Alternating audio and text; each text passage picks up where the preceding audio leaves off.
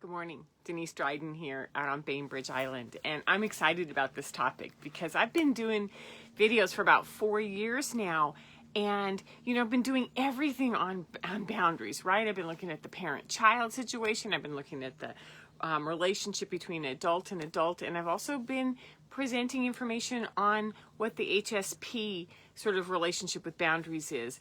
And so today we're going to go deeper. We're going to go play a little bit deeper and look at, boundaries as a line of how you establish yourself, how you bring yourself into, this is who I am, this is my parameter, this is what I will accept about myself, and this is what I won't accept about myself, and this is who you are. So let's play with this and start to see. So we're going to go through some of the ways that boundaries are, and then we're going to go through some tips at the end. So hold on to the end, and if you like this and you're on YouTube, subscribe, because this is weekly, and this is what I do. So these are the boundaries that you hold. These are the boundaries that you manage. These are the boundaries that you enjoy. These are you, right? And they come from the inside. They come from who we are, since it's yours, right? Since it's ours. It's our highest form of sovereignty. And we can hold within this as long as we know who I am and what I want to protect. And so I brought this tarot card because tarot's been talking to me so much lately. And this is the card that I pulled when it was talking about boundaries. And I thought, well, that's interesting. It's a pregnant woman. It's the 7 of discs, and it's about patience. But visually, she's got her hands on her belly. She's holding something, and she's making this hers. This is who she is. So knowing that that's sort of what we're talking about, right? That this is who I am. This is how I'm going to grow who I am. This is how I'm going to be a warrior and protect it. It's something that when something comes at you from the external world, right? Whether it's a Facebook, whether it's a conversation, whether it's a snarky teen, whether, whatever it is from the external world, that space around you in your human energy system gets rippled. And it's sort of like, oh, wow, I cannot believe that he just did that or she just did that. And so then we have a choice. We have a choice. We have to choose what we're going to do. Are we going to engage? Are we going to not engage? Are we going to shut down the engagement? And so what is where I end and where the other begins, and what do I do with that? So you're in charge. You're the regulator, right? And you get to make this choice. This is always about you. So I also ended up this week going back to the Circumpunct, which is a tool that I've used in coaching since I presented it with Bevan Neiman at the Transformational Presence Global Gathering. And the Circumpunct is one of the most ancient symbols, right? It's in all of our hieroglyphics. It's in all of our ancient buildings and temples. And it is also astrologically the symbol of the sun, right? So, and I've been practicing this. What is it? So it's our oldest symbol. It's the symbol of the sun. Oh, there goes a ferry boat in the background. And it is also, which I think is fascinating, it also looks like the 10. The Roman numeral 10 of the major arcana. It's a circle with a self in the middle, right? So it's this wheel of fortune. And that makes it even more exciting because then tarot and the circumpunct start coming together, right?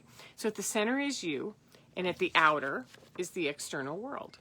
This is who you are. This is the external world. When you get caught outside your center where it's bumpy, where things are moving around, you go up and down, you go in and out. The drama, the peaks and valleys, they live out here. And so you can be affected by the other, which could be your partner, it could be your child, it could be your family, it could be your work, it could be the world, it could be the politics that are going on around us right now, right? Everything that gets in the way. And right now, we're all doing a lot of adjusting and moving around as this is changing and it's dismantling and some truths are coming out. So, when you go out there, and we're looking at this dismantling and we're looking at this chaos. And what we can do is we can go right inside here to this internal calm where we can be observant. We can be responsive, right? We can be like really present to who we are. This is your choice. You can be out here on the end going, wah, here goes everything, or you can come here to the center. So boundaries are the limits we set between how we let this outer world affect us and how we sort of advocate for who we are and what kind of action and reaction we have on this. So this is an inside job. Our boundaries are an inside job. When we really get that, it's like, oh, you know, I like it to blame somebody else for crossing my boundaries, or, you know, she doesn't have any boundaries, or she doesn't do this, or he doesn't do that. But really, ultimately, this is about what are you willing to do and not do. The stronger you are in the center, the less you spin, the less you falter, the less you cave to others. So the whole point here is to get the center of yourself as strong as possible. So we've been building these skills, right, for years now. I have 4 years of videos, tons of them, so you can go back and look at them. How to stay grounded, how to stay centered, how to be observant, how to respond and not react, how to radiate. And I like this one. This is in the tarot, this is the Ace of Wands. This is how do you radiate from the inside out, so that this outer world isn't affected. This is you on the outer world, this is you on the inner world. These provide some beautiful visuals for what we're talking about, right? So we have more work to do. As this outer world continues to change, right? As it continues to shift and pull apart and dismantle, we're going to need to trust this inner balance a lot more than we have. We're going to need to stay strong. We're going to need to stay centered. And so I found that in this reading this morning, I usually go through an hour or so of Facebook and, you know, and different emails and different books that I have and sort of gather some things together. And it's almost as if when this amplifies, it's because we're ready.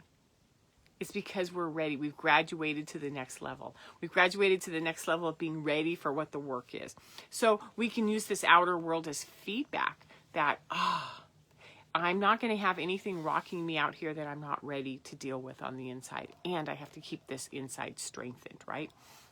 So what we know is that in the months ahead, maybe even the years ahead, this outer world is going to continue to give us new information. There's going to be some new reveals about our people and our programs and our systems and our leadership, and we're going to be challenged, right? We are going to feel it. And, you know, like any family system that's addressing really deep issues, there's going to be those emotional challenges. And, you know, I've spent 25 years working with family systems when there's school failure, when there's addiction, when there's abuse, when there's truths that emerge about infidelities or embezzlement, like all sorts of charged issues where it's really hard to get into forgiveness, or really nasty divorces. We could just go through all of the things that happen in family systems, right? So we will feel. We are going to witness. We're going to feel betrayed. We're going to see reactions. We're going to need to hold our centers, and we're going to need to walk forward and radiate ourselves as to who we are, right? So part of what I do in this always is I provide tips, great tips on what we can do. So to hold this center, the first thing is to identify. Recognize that the outer has been rocked like a spider. The web is starting to move, right? And all of a sudden there's this vibration, or there's this knowing like, oh, something out there is not working well, right? Okay. Second is to ground. Deepen your breathing, spread your feet out, get your body on the ground, get your seat in the chair, get in your body. Okay? So first is to identify, something's going on. Second is to ground. Third is to validate. Really like extend up, use your perception and go, what do I feel? What do I hear? What do I see? Did that person just do that? Did I just see that? Did I just hear that? And validate to yourself, yes, you did. This is actually happening. So now that you know that it's happening, and you're not just like reacting to something you thought happened, you actually know now, right? Fourth is to do the self-check. What do I feel? What do I know to be true about myself? What do I need to do to protect or support? Going back to, this one. What do I need to do to support the inner me at all times, right? What do I need to recognize? How does my sovereignty need to be held right now? Number 5 is to respond.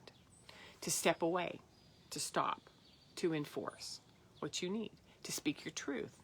You know, to be maternal, which is, I'm going to protect my soul. I'm going to protect my sovereignty. And I'm going to hold strong on this. And you radiate. When you respond, you radiate who you are. You don't use words to hurt or dismantle somebody else. You radiate who you are.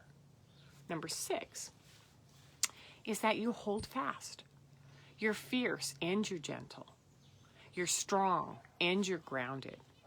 You're clear and you're present. And you radiate, right? You be the light, because this is who you are. This is what we're being asked to be. Number 7 is that you choose to remove yourself from the conflict, or to state what you will do, what you won't do, right? Or to take action and censor or leave or defend. You have to choose what you're going to do and how you're going to support your position of this outer world.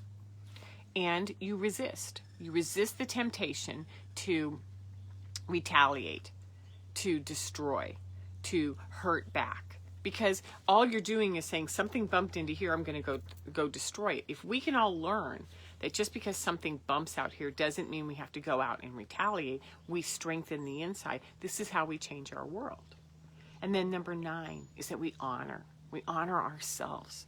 And we honor our courage to stay in here and to radiate and to be this phenomenal being. So boundaries are the inside job. They start internally, and then we have tools for how we can check on what's going on the outside, and then we respond, and we respond with wisdom. So this is the kind of stuff I've been doing with family systems for years and starting to do now. A lot more vehicles and a lot of other venues. At farmers markets, working with business systems, working with a whole bunch of things. So if you're interested, you can always find more videos from me, or give me drop me a note through DeniseDrydenCoaching.com, and I'll see you next Sunday. Have a good week. Bye-bye.